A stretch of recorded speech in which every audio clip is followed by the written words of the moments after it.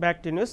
జగిత్యాల జిల్లా మెట్పల్లి న్యాయవాదుల సంఘం అధ్యక్షుడు పుప్పల లింబాద్రి ఆధ్వర్యంలో న్యాయవాదులు కోర్టు విధులను బహిష్కరించారు. సిరిసిల్ల జనగామ పోలీస్ స్టేషన్లో న్యాయవాదులపై పోలీసుల దాడిని తీవ్రంగా ఖండించారు.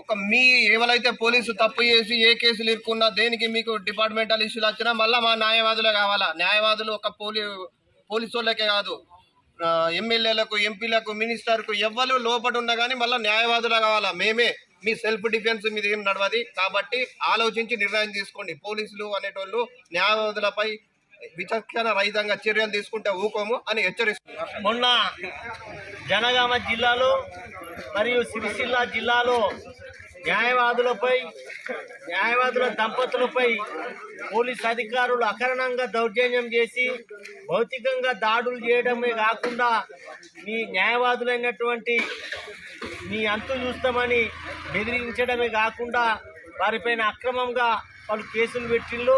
మరి తెలంగాణ రాష్ట్ర వ్యాప్తంగా మా న్యాయవాదుల సంఘాలు మరి నిన్నటి నుండి పోలీస్ అధికారులను వెంటనే సస్పెండ్ చేయాలి. జనగామలో మరి సిరిసిల్లలో ఏదైతే పోలీస్ స్టేషన్లో దళాలు ఉంటే మా న్యాయవాదులు బయట ఉంటుండ్రు. చాలాసార్లు మా న్యాయవాదులు చెప్పిన దాఖలు ఉన్నాయి. దయచేసి జగిత్యాల జిల్లా ఎస్పీ గారి